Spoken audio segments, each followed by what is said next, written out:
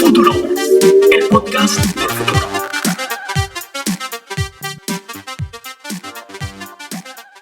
Bienvenidos a Futurovers, el podcast del futuro. Soy David Antonio Matías y junto a Nelson Carreras discutiremos a profundidad sobre temas de digitalización, innovación y la influencia de las nuevas tecnologías en nuestra vida como individuos y como sociedad. En este episodio vamos a conversar sobre el Internet de las cosas, el paradigma de conectarlo todo al Internet. Y sí, todo. Entonces, ¿qué queremos decir con este paradigma, David? ¿Qué es lo que caracteriza al Internet de las cosas? Porque nosotros estamos acostumbrados a pensar en el Internet como la conexión entre nuestras computadoras o entre nuestros smartphones, que se conectan a través del Internet y podemos acceder a páginas web, podemos acceder a aplicaciones y tener todos estos servicios gracias a que estamos conectados al Internet. Ahora, cuando hablamos de cosas, ¿a qué cosas nos referimos y por qué este Internet de las cosas? Bueno, señor Nelson, muchísimas gracias por el pase. Básicamente, Bien. el todo. ¿Por qué la formalidad? ¿Qué pasó? Bueno, lo que pasa es que estamos, quizás nos va a tocar ahora filosofar sobre qué es el todo, ¿no? Y el todo Ok. pasa por un carro, por un vehículo, Ya. que se pueda conectar a Internet, si estamos hablando de Internet de las cosas.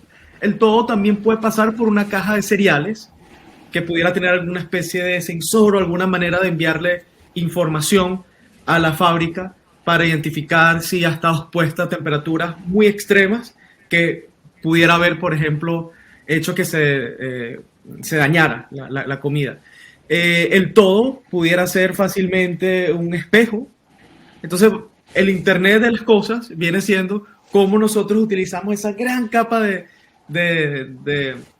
para transmitir información, que es el Internet, para de alguna manera habilitar nuevas posibilidades que antes eran imposibles. Ok, me gustó el ejemplo del espejo. No sé para qué conectarías un espejo al Internet, pero me parece interesante. Quizás puedes ver tu reflejo en Internet. O No sé. filtros de, imagínate un espejo y le pones filtros de mucho, y en las mañanas entonces, cónchale, te pones allí al frente y te sientes un poco mejor. Te sube la autoestima, eso puede pasar. Ok, puedes tener tu espejo con una camarita y te ves con filtros de Snapchat o de Instagram. Imagínate, te pones ahí las orejitas estas de... Sí. Sí, y bueno, creo que lo comentas bien desde el punto de vista de más práctico de cuáles son algunos ejemplos de las cosas. Y cuando hablamos del Internet de las cosas, lo primero que se te puede venir a la mente es tu celular, ¿no? Algo que es una cosa que tú llevas contigo a todos lados y lo puedes portar contigo en tu bolsillo, ¿no? Lo tienes en la mano. Y hoy en día también están los relojes, ¿no? Lo que llaman en inglés los wearables, los dispositivos que puedes llevar contigo puestos, que todo esto ya está conectado al Internet. Entonces tu reloj ya está conectado al Internet, tu teléfono está conectado al Internet. Pero ahora vamos a llevar este paradigma, lleva las cosas más allá, ¿no? Entonces empiezan a surgir términos como dispositivos inteligentes o cosas inteligentes. Y lo típico que es una moda ahorita quizás es conectar cosas en tu casa al Internet. Entonces, ahorita hay lavadoras que están conectadas al Internet y que tú puedes monitorear en una app. O, no sé, conectar tu nevera al Internet por alguna aplicación rara que tú tengas, que quieras conectarla. Pero hay luces también. El sistema de iluminación de la casa lo puedes conectar al Internet, gobernarlo a través no sé, de alguna aplicación de reconocimiento de voz como Alexa o como el Google Home. Exacto, entonces ya están también estos dispositivos que te permiten tener este concepto de smart home o casa inteligente, ¿no? Porque todas estas cosas ya están conectadas al Internet y se pueden monitorear o incluso le puedes decir a una computadora que prenda o apague la luz, que te prenda o apague el aire acondicionado o la calefacción, dependiendo de la hora del día. Y todo esto gracias a la interconexión con el Internet. Y eso es en tu casa.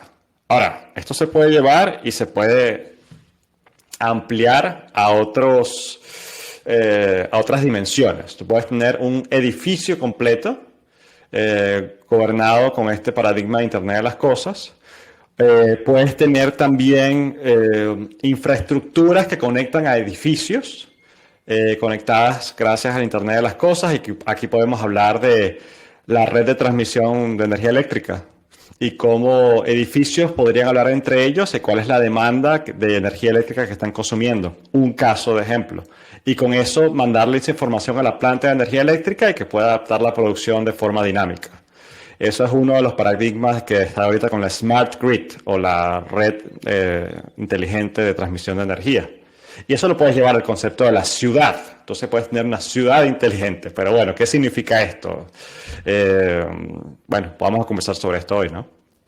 Sí, claro. Y al final es un tema que tú personalmente has trabajado y te has desarrollado. Parte de lo que hiciste en tu doctorado tenía que ver con cómo asegurar estos sistemas críticos que, si bien podemos pensar que en nuestro hogar, cuando utilizamos algún dispositivo que está conectado al Internet, los riesgos de seguridad o de ciberseguridad no existen, realmente sí. Digamos, una de las grandes preguntas que se abren al interconectar absolutamente todo, incluso seres humanos, que eso vamos a hablar un poquito más adelante, es cuáles son esos nuevos riesgos a los cuales nos enfrentamos. Pero, Nelson, al mismo tiempo, creo que hay una pregunta más fundamental que responder, que es, ¿por qué ese afán de querer conectarlo todo al Internet? O sea, ¿por qué conectar una fábrica a través de dispositivos, sensores y automatizar esos procesos? O sea, ¿por qué, por ejemplo, colocarle algún dispositivo de algún sensor a las luminarias en la calle? O sea, ¿cuál es la finalidad última del Internet de las cosas? Bueno, desde el punto de vista académico, porque podemos y porque queremos ver qué pasa. Claro, pero del punto de vista más práctico, del punto de vista industrial, del punto de vista económico, es porque abre nuevas posibilidades que no se podían concebir antes, ¿no? Son nuevas aplicaciones, nuevas formas de trabajar, nuevas formas de gobernar procesos en una fábrica, por ejemplo, o en una planta de energía eléctrica, o en una industria con robots que se conectan y se comunican entre ellos y que puedes tener un sistema de monitoreo que no tienes que estar presente en la fábrica para tener el control de lo que está pasando, sino que puedes tener toda una planta o toda una... también un terreno, no sé, de construcción, que tienes a toda la maquinaria trabajando y el monitoreo puede ser a través de una persona o un grupo de personas trabajando de forma remota en una oficina en otra parte de la ciudad. O no tienes que estar presente ya en el sitio para poder gobernar todo lo que está pasando y monitorear que las cosas estén en orden, ¿no?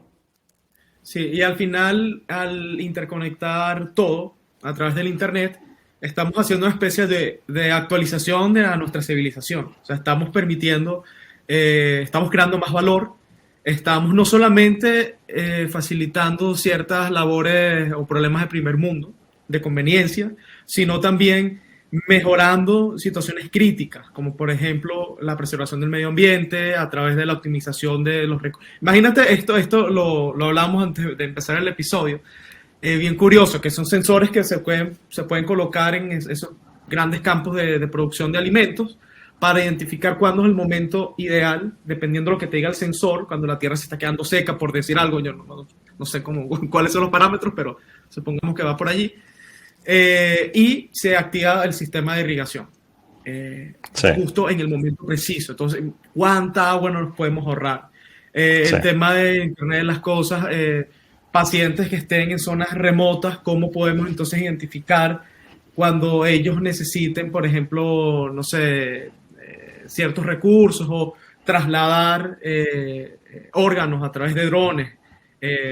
Y estos drones, a su Bueno, vez, por sensores, pueden buscar mejores rutas para no encontrarse con tormentas, si hablamos de ambientes tropicales. Entonces, no sé, cosas que dejan de ser lúdicas y se convierten en aplicaciones para mejorar la vida del ser humano. Mm. Sí, es correcto. Y es interesante porque tiene aplicaciones y beneficios del lado de la oferta, ¿no? De cómo, digamos, las plantas industriales, cómo los procesos de agricultura, cómo estas soluciones de control de la energía y de producción de la energía pueden ser, digamos, expandidas o no expandidas, sino mejoradas, o sea, hechas desde el punto de vista mucho más eficiente. Sí, también desde el punto de vista de la demanda, porque el Internet de las cosas conecta a las cosas y a los servicios que se pueden ofrecer con el lado de la demanda también en tiempo real. ¿Y qué quiero decir con el lado de la demanda? Bueno, con las personas que quieren tener beneficios directos y que le pueden dar información a los productores en tiempo real de qué es lo que quieren. Por ejemplo, puedes tener apps o sistemas donde las personas puedan decir sus gustos, sus preferencias en tiempo real, y eso hace que se adapte todo el sistema en forma dinámica. Y ahí entra un paradigma nuevo también que se llama Industria 4.0. Y eso tiene que ver como automatizar los procesos industriales, pero también automatizar y hacer en tiempo real un modelo de la demanda para adaptar el proceso industrial a la demanda en tiempo real.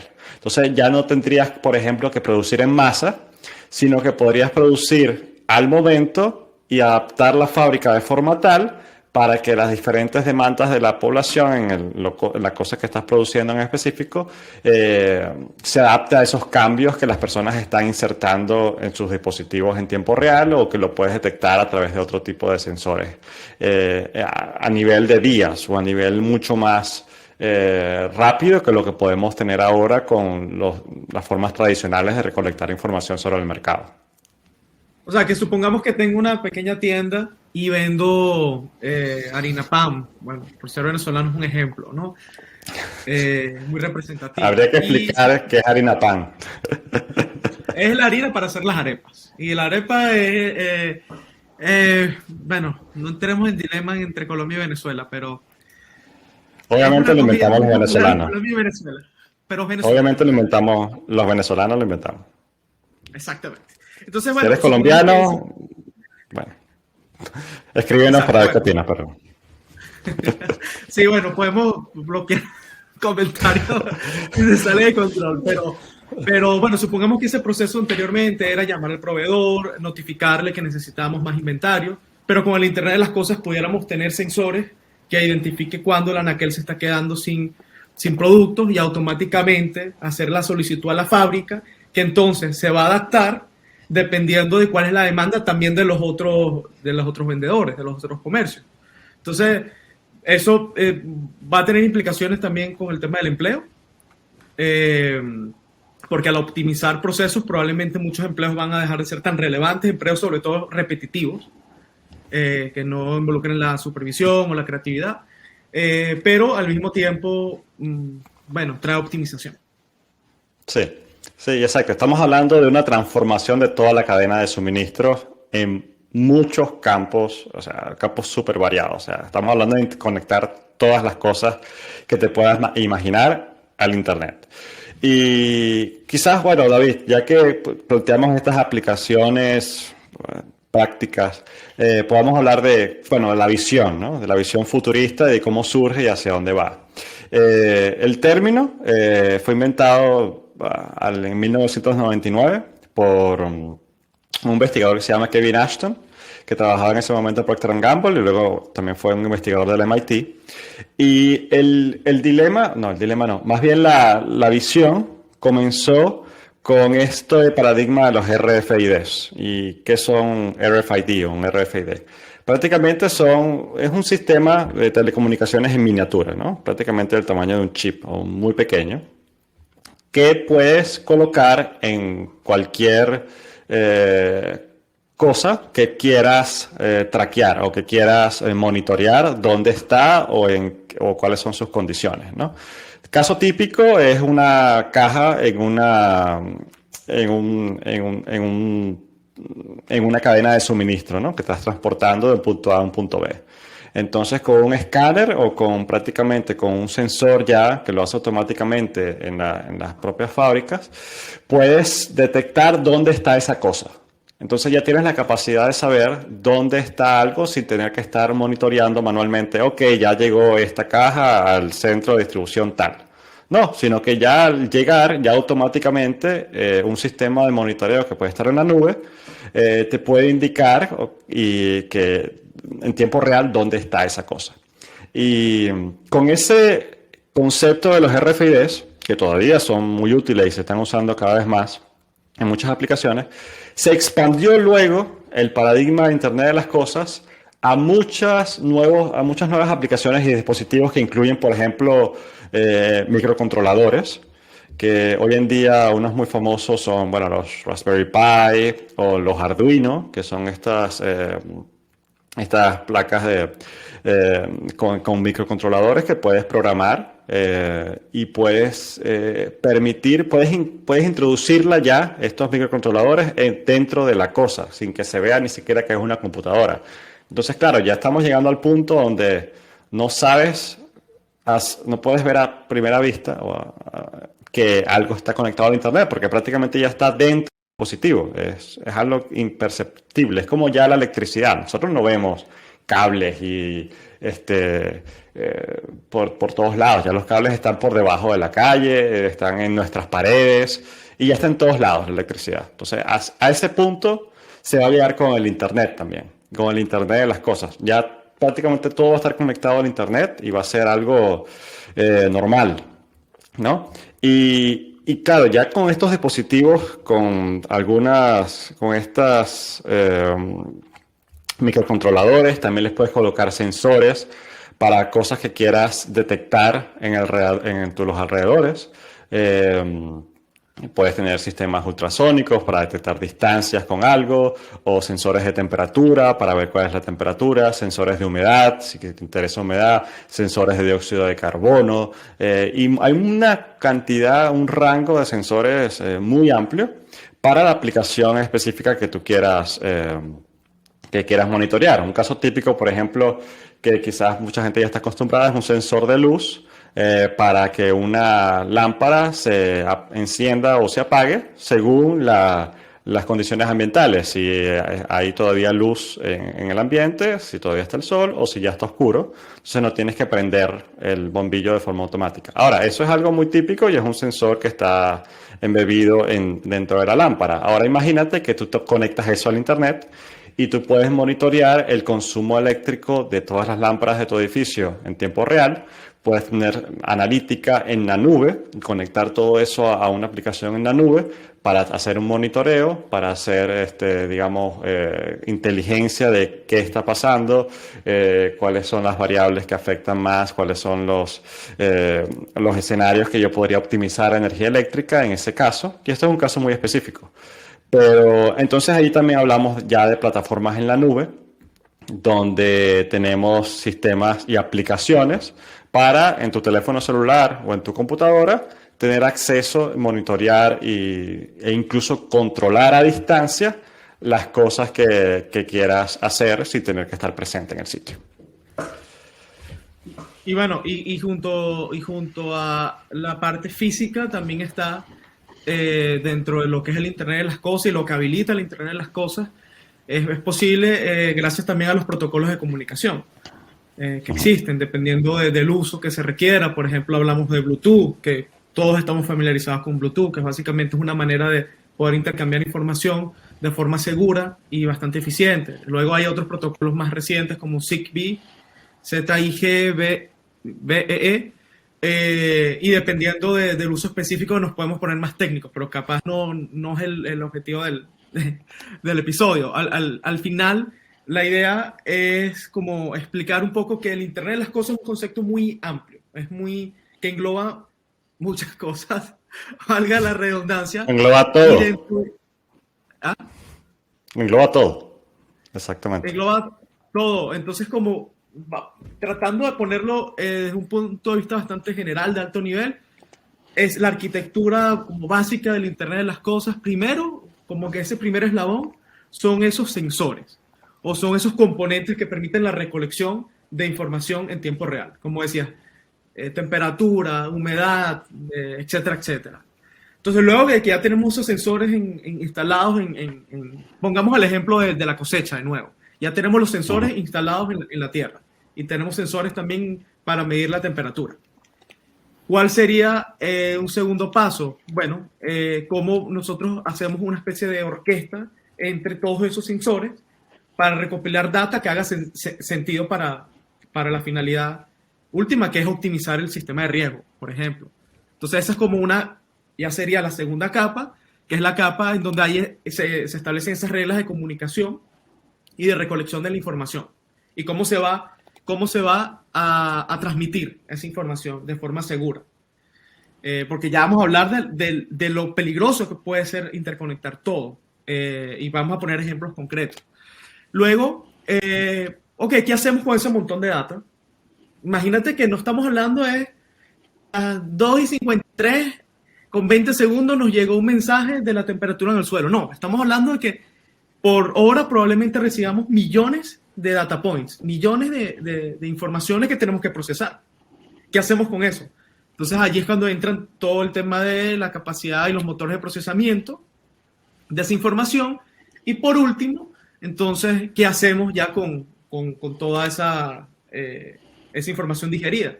Bueno, allí entonces podemos interconectar los sistemas de Internet de las cosas con aplicaciones de terceros o con otro tipo, le podemos dar otro tipo o sea, podemos amplificar su uso. Eso más o menos, no sé, Nelson, quizás podemos agregar alguna capa adicional allí. No, mira, creo que lo describes es bastante bien y creo que es suficiente para ilustrarlo a vos, de forma hablada, porque también quizás un diagrama sea algo útil para entender esto, cómo capas se interconectan y se ayudan a organizar una arquitectura que tenga sentido para aprovechar todos estos datos. Y por eso hablamos de Big Data o de cantidades exorbitantes de datos que se requieren, primero, obtener, como tú lo describes, con los sensores en el mundo físico. Luego, transmitir a través de redes de comunicación.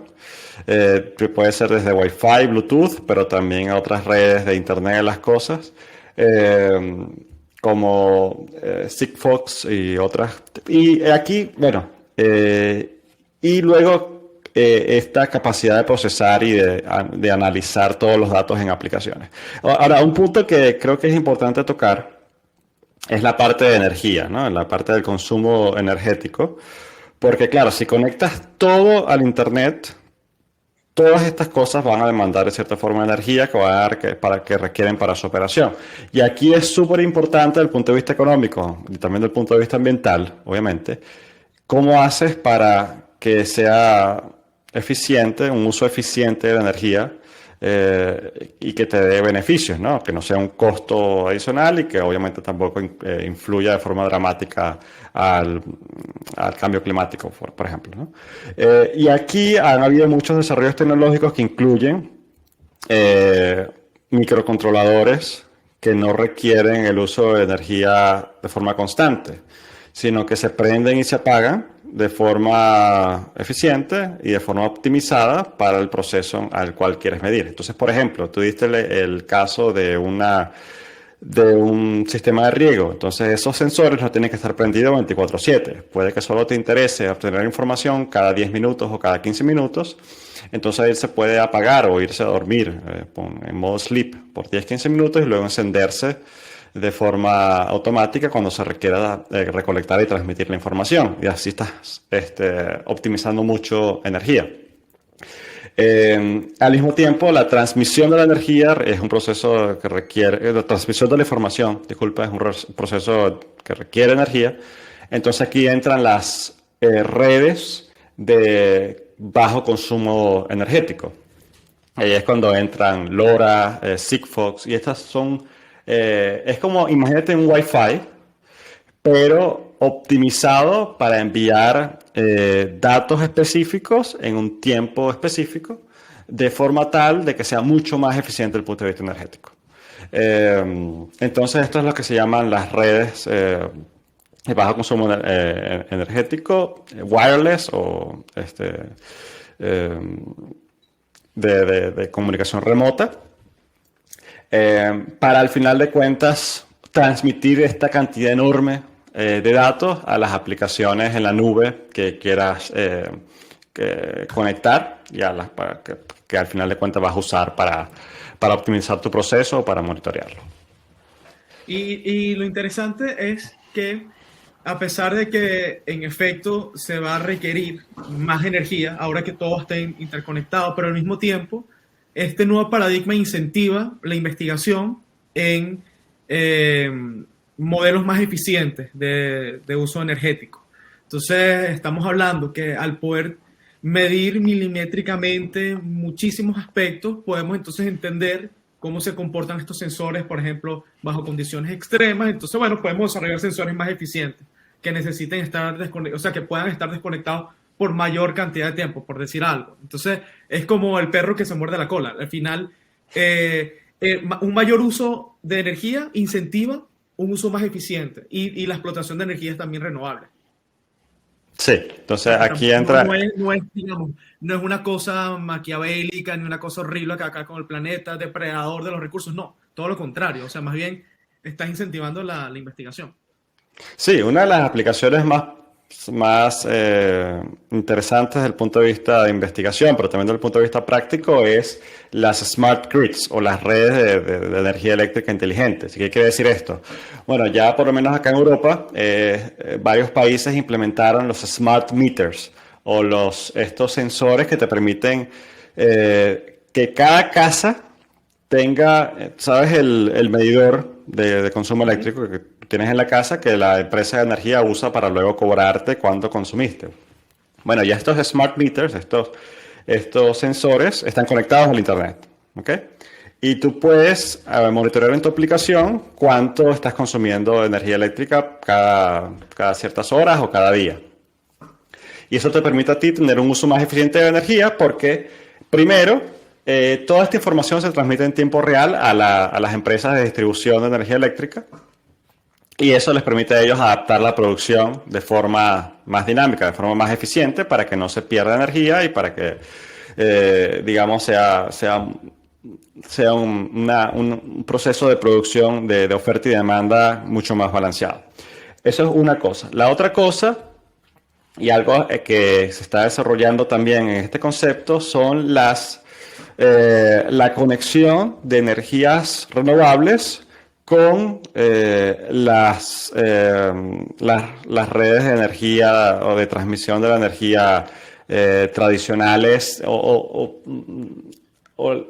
conectadas a las plantas de energía eléctrica de la ciudad. Entonces, por ejemplo, tú puedes tener tu panel solar o una serie de paneles solares en tu techo y eso te permite a ti, en las mañanas sobre todo, tener energía eléctrica suficiente para, por ejemplo, tener tu casa con un uso completo de la energía. Ahora, imagínate que parte de la energía no la vas a usar, porque es demasiada energía que estás recolectando en ese momento. Bueno, tú puedes, y esto está en desarrollo, pero ya hay sitios donde se puede hacer, podrías enviar ese excedente de energía al resto de la red para que otras casas en tu entorno o otros edificios a tus alrededores usen parte de esa energía que es el excedente que tú no estás utilizando de tu sistema de producción, que en este caso los paneles solares. Y tú puedes vender esa energía. Entonces, de cierta forma, estás evitando el desuso o que se pierda ese excedente de energía y además hay un incentivo económico para ti para vender esa energía al resto de la red y tú de cierta forma estás teniendo un retorno de la inversión de tu inversión en energías renovables, en energía solar en este ejemplo, ¿no? Entonces aquí tenemos las Smart Grids que no son solo monitorear a nivel macro el consumo de toda la población, sino a nivel micro, a nivel de subredes, conectarlas entre ellas para tener estos incentivos económicos que permitan subvencionar energías renovables. Y aquí podemos interconectar edificios para que se sepa en tiempo real la demanda de electricidad de cada edificio y qué edificios requieren energía, que otro edificio le transmita energía a otro edificio. Y obviamente los edificios tienen paneles solares o muchos más sistemas por ejemplo, de producción propia de energía. Y esto podría ser un desarrollo para que las ciudades inteligentes cooperen entre edificios y entre infraestructuras de forma mucho más eficiente, por ejemplo. Oye, está interesante como ese resumen que haces de tanto con los smart grids y de último el tema de los edificios, que pudiéramos decir casi que primitivo, cuando tenemos esos sensores en las lámparas en nuestra casa que identifica si hay movimiento y se prenden. Si está conectado al internet, pudiera ser internet de las cosas, de alguna manera. Sí. Entonces, al final no es algo ajeno a nosotros, sino que imagínate, si tienes paneles solares en tu casa, que eso va en crecimiento, es una tendencia, puedes beneficiarte económicamente, las empresas también, las ciudades, los gobiernos, todo el mundo entra en esta nueva dinámica. Ahora, un punto que hemos tocado desde el principio, ¿dónde quedan los riesgos de la implementación de estos sistemas?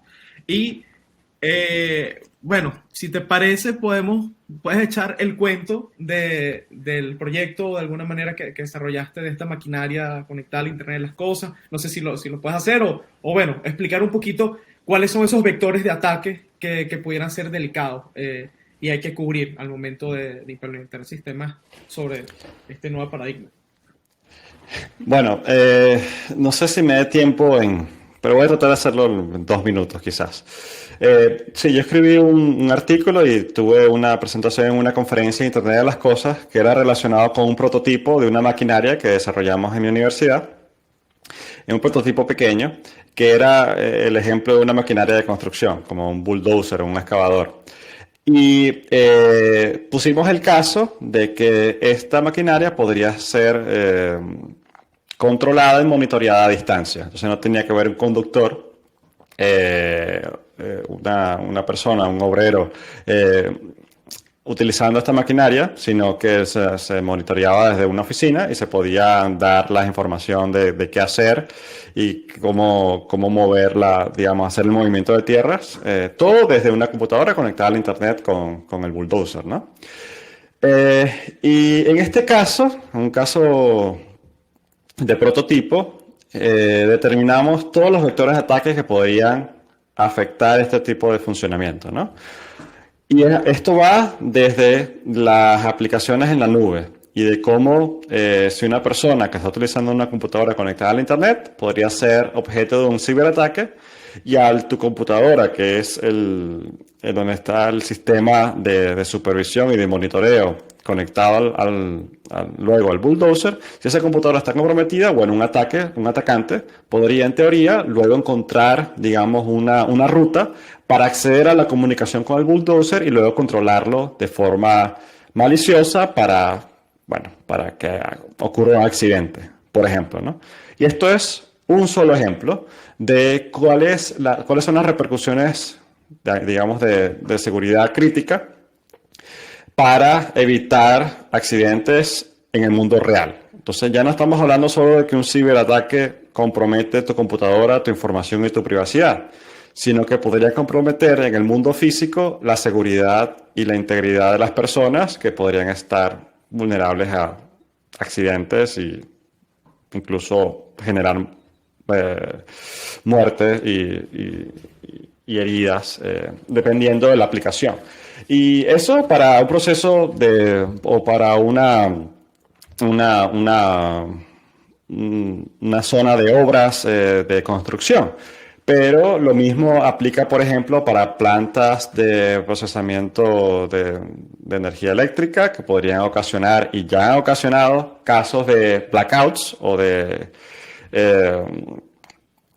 apagones a nivel de ciudades o a nivel de países. Uno muy famoso fue en Ucrania hace ya unos años, donde un ciberataque puede ocasionar este tipo de apagones a nivel macro, a nivel de país, porque ya todas estas cosas están conectadas al internet. ya todos los sensores y todos los procesos de transmisión están conectados al Internet con un sistema que se llama SCADA. Y ese sistema SCADA es vulnerable a ataques si no tienen, si un atacante, digamos, con los suficientes recursos y la suficiente información puede penetrar esos sistemas y hacer luego cosas que afecten la seguridad de las personas. Ahora el caso más, digamos, gráfico es cuando hablamos de dispositivos médicos. Y con esto también lo trabajé desde el punto de vista teórico en mi doctorado. Y el caso típico es un marcapasos o una bomba de insulina que una persona tenga conectada a su cuerpo. Entonces estamos hablando del Internet de las cosas dentro de tu cuerpo, ¿no? Un marcapasos que está conectado a tu corazón. Entonces ya tienes tu corazón de forma indirecta conectado al Internet. Entonces fíjate cómo esto abre las superficies de ataque para matarte, si nos ponemos macabros, a través de interceptar las comunicaciones que conectan a tu marcapasos con un dispositivo médico que, por ejemplo, está conectado a la computadora o al sistema de salud que tu médico puede acceder, porque esto también ya existe, ¿no? Estos sistemas de conexión de tu marcapasos conectado al Internet para que luego tu médico pueda acceder a una alerta en el caso de que tú tengas un paro cardíaco.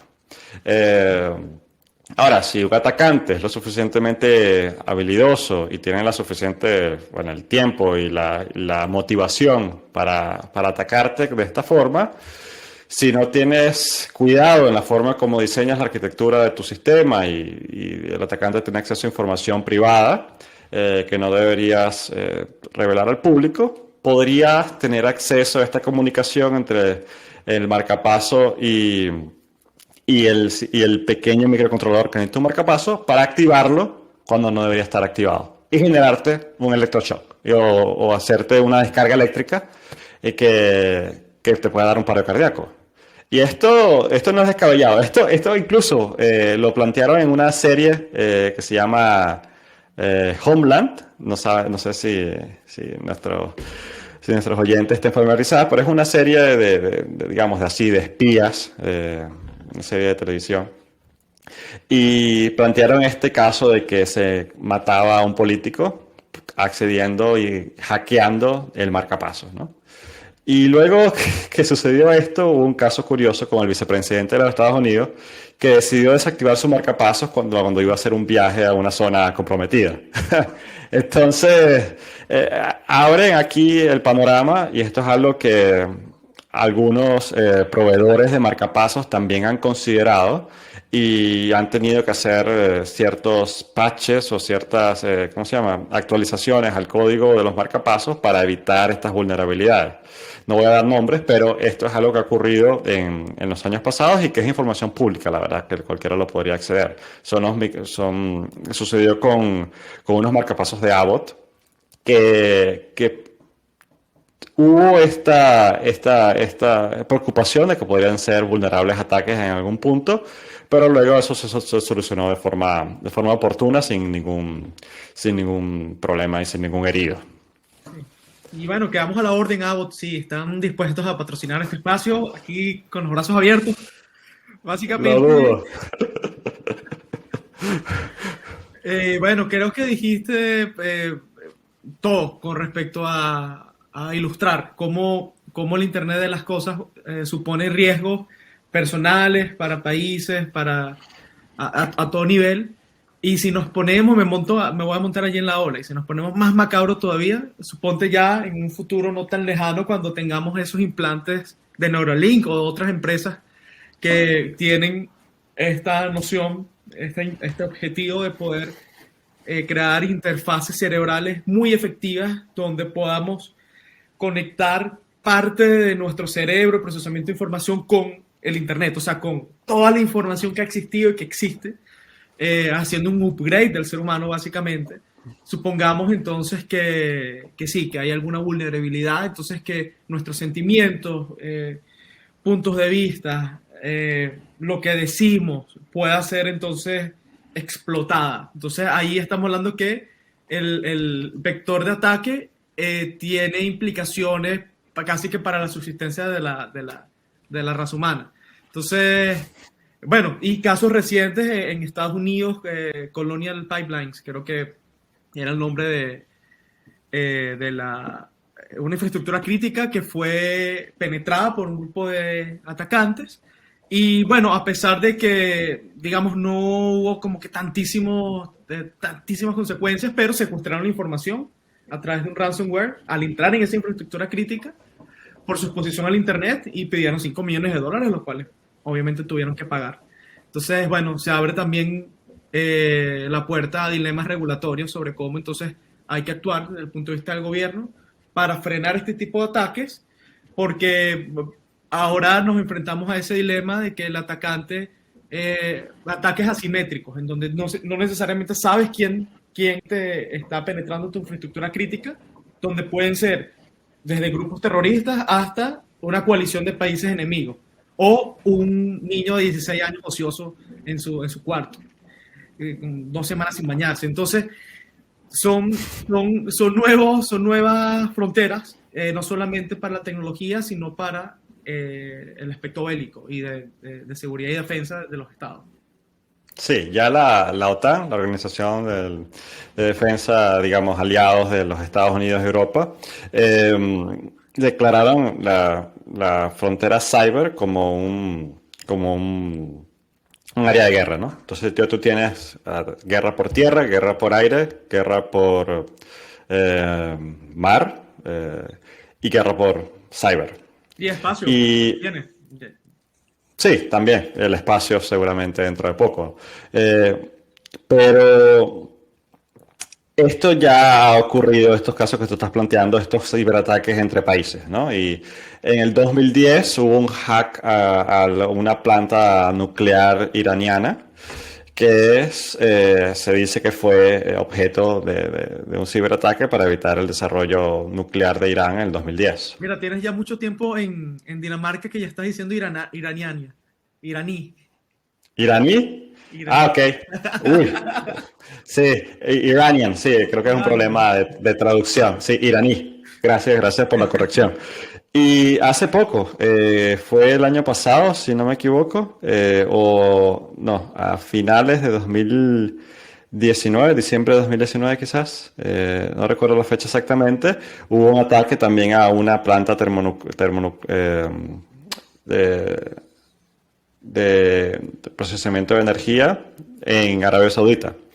Y ese ciberataque fue algo completamente nuevo porque se confirmó que incluso los sistemas de seguridad, que son la última barrera a nivel de control de sistemas críticos, podrían ser accedidos a través de, digamos, de un atacante con la suficiente información y la suficiente capacidades, un problema acá, traducción otra vez, para ir paso a paso accediendo a un sistema, luego encontrando como una ruta para penetrar otro sistema, encontrando otra ruta para penetrar otro sistema, y al final llegó a la última barrera de seguridad, que si desactivaba eso podría provocar una explosión y matar a todas las personas que estaban allí presentes.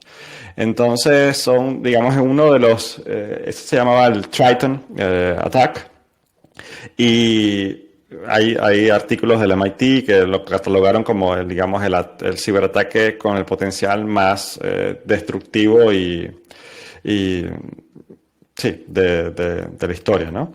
Y bueno, y desde el punto de vista de conexión del cuerpo, acá yo di el ejemplo de marcapasos, pero el ejemplo del chip en el cerebro, eso todavía está en desarrollo, obviamente en prototipos, pero abre una caja de Pandora en parte, ¿no? Porque obviamente todavía no se sabe si podemos conectar de forma efectiva nuestro cerebro al Internet, pero esa es la idea, ¿no? Y Google ha dicho en repetidas ocasiones que su objetivo es convertirse en la tercera mitad de nuestro cerebro. Entonces, imagínate conectar tu cerebro al buscador de Google, donde ya no tienes que dedicar el tiempo para hacer una búsqueda en la computadora o en el celular, sino que hay algo que no recuerdo. Voy a hacer un upgrade, voy a bajar esta información que tengo conectada a Google en mi cerebro. Ok, ya aprendí todo sobre este tema. Ya sé cocinar pasta con albóndigas. Bueno, creo que todos los niños a nivel escolar y también estudiantes universitarios que estén escuchando esto estarían muy interesados en ese tipo de tecnología. Sí, ya no haría ni falta estudiar, ¿no? No, Ya lo que tienes que es descargarte la información, como una computadora. qué locura. Bueno, hay un tweet reciente en la cuenta de Neuralink, que es la empresa de Elon Musk. Elon Musk está hasta en la sopa, hasta en la especulación Nuestro, y en la manipulación nuestro tío. Sí, nuestro nuestro tío, tío Elon Musk, en el podcast. el Dodge Father. Está este espacio abierto también, Elon, para publicidades. De Dogecoin, mm, puede que No, sería más interesante conversar con él, ¿no? sí, sí, a la orden, Elon. Si quieres hablar con nosotros, creo que pudiéramos hacer un hueco en la agenda. Pero bueno, lo que decía, hay un video de un monito conectado con el Neuralink, que le implantaron el Neuralink a un monito. Ya lo habían hecho con Mm. un Un cochino, cerdo, ¿no? un cerdo. Sí. Y ahora el monito aprendió a jugar como una especie de... es como un ping-pong de esos juegos de Atari viejísimos que tienes como dos Mm. líneas y una pelotica que van basándose entre campo y campo en la pantalla. Él lo aprendió, le instalaron la cuestión y luego de forma remota el monito era capaz con el pensamiento de mover la raquetica. Eso es una locura y eso está allí. Lo pueden ver en la cuenta de Neuralink. Capaz lo podemos hacer retweet en la cuenta de @futurovers. Es una locura. Sí, no sabía lo del monito. Wow, que me da miedo y todo. Pero sí, creo que hemos dado ya un abrebocas bastante amplio de todas estas aplicaciones y de la visión en general de lo que es el Internet de las cosas. Cuáles son todas las oportunidades que abren, pero también cuáles son todos los riesgos que implican desde el punto de vista de, por ejemplo, de ciberseguridad, pero también de accidentes y de problemas de diseño que también podrían llevar a, bueno, a pérdidas o a cosas que incluso no podríamos controlar. Y a efectos en cadena que también, al conectar todo, si falla algo, ¿sabes? ¿Cuáles podrían ser las repercusiones o los efectos de cadena que dominó, que se cae una piecita y pum, pum, pum, pum, ¿no? ¿Cómo Ahora, podría llevarse eso? una pregunta, Nelson. Tú que de este tema conoces bastante, que es infraestructuras críticas y cómo prevenir entonces que al caer una pequeña pieza de dominó se venga y colapse todo el sistema. Una de las cosas que decía Biden en una declaración a la prensa sobre el ataque de Colonial Pipelines era que había que buscar maneras de desconectar eso de Internet. O sea, que eso no tiene por qué estar conectado. Ahora, claro, suena muy lógico, ¿no? Y convincente escuchar y decir, bueno, si accedieron a una infraestructura crítica por el hecho de que estaba conectado el Internet, bueno, vamos a desconectarle y ponemos a 300 trabajadores allí a llevar control y a hablar por walkie-talkie y decir, prende, apaga a la vieja escuela. Ahora, ¿es eso una solución? ¿Eso tiene sentido? Yo creo que eso no tiene ni pie ni cabeza. Bueno, entonces hubo una serie de ciberataques a Microsoft y a FireEye, que son las empresas que proveen ciberseguridad a los Estados Unidos, y les robaron una cantidad de información sensible a los Estados Unidos. Bueno, entonces desconectemos las computadoras del Internet, porque pasó eso, ¿no? Es una visión muy miope eh, y muy simplista, digamos, decir Desinformada esa. también. Sí, en parte yo creo que es algo simple que las personas podrían ver desde el punto de vista, no sé, retórico, político. Pero yo creo que la solución no está tan descabellado lo que le está diciendo. Él dice que no estén conectados al Internet. Y en parte tiene razón. Porque tienes que separar las redes de control crítico de las redes de control más o de monitoreo más empresarial o a nivel de comunicaciones entre computadoras que sí estén conectadas al Internet. Entonces, eso en ciberseguridad se llama separación de redes o networks segmentation. Y eso lo que te permite es tener una especie imagínate que tienes una capa de protección o una barrera que te separa a esas dos redes y que la conexión entre esas dos redes tiene que ser con unos protocolos de seguridad específicos que ahí entran, por ejemplo, algunas soluciones como firewalls o como air gaps o como demilitarized zones. Entonces, a nivel de ciberseguridad, hay soluciones que implican la separación, la segmentación de las redes para que, si nos vamos a poner técnicos, en realidad sí, esos sistemas de control no están conectados al Internet. Pero es que eso ya está diseñado así. O sea, yo dudo mucho que esas partes por ejemplo, las válvulas o las tuberías que transportan el petróleo, los derivados del petróleo, que fueron objeto de ataque, estén conectados al Internet. Yo lo dudo.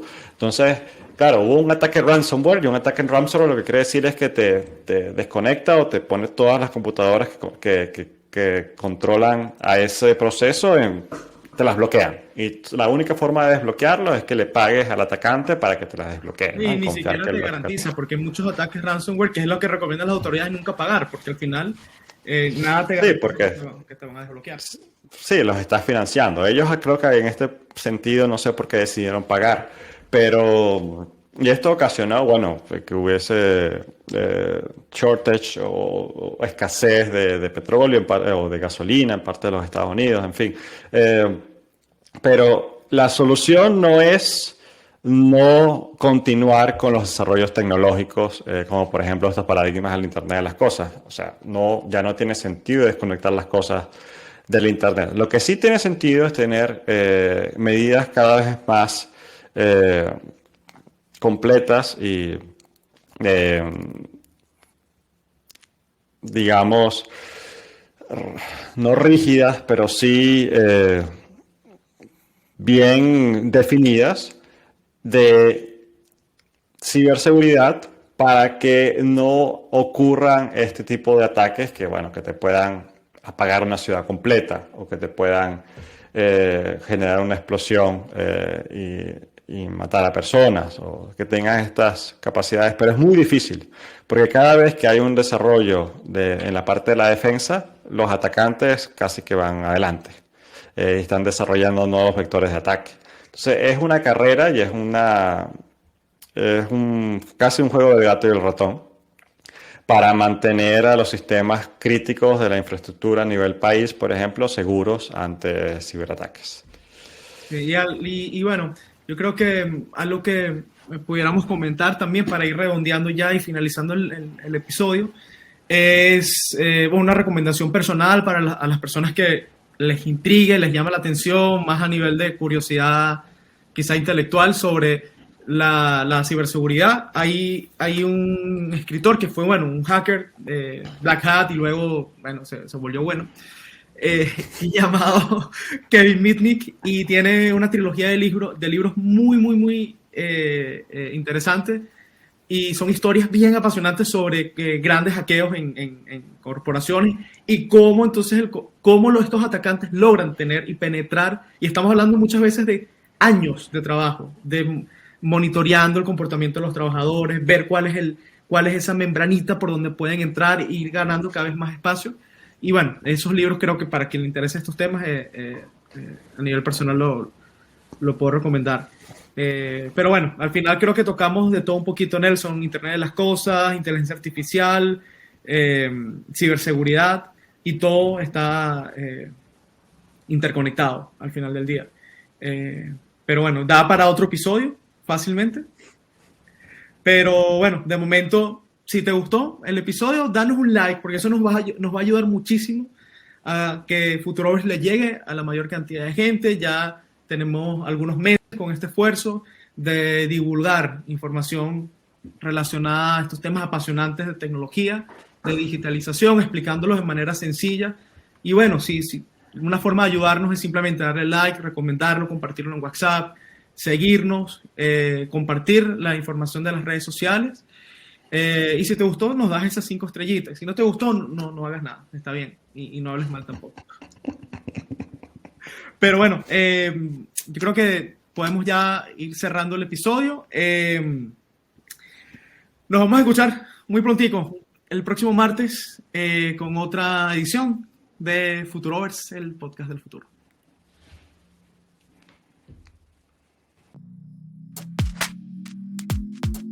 Gracias por escuchar este episodio de Futurovers. Puedes seguirnos en Twitter e Instagram a través de @Futurovers. Si te gustó nuestro contenido, síguenos en Spotify, danos 5 estrellas en Apple Podcast o suscríbete a nuestro canal en tu plataforma de podcast preferida. Si deseas que conversemos sobre un tema en especial, déjanos tus comentarios y lo consideraremos para un próximo episodio. Hasta la próxima.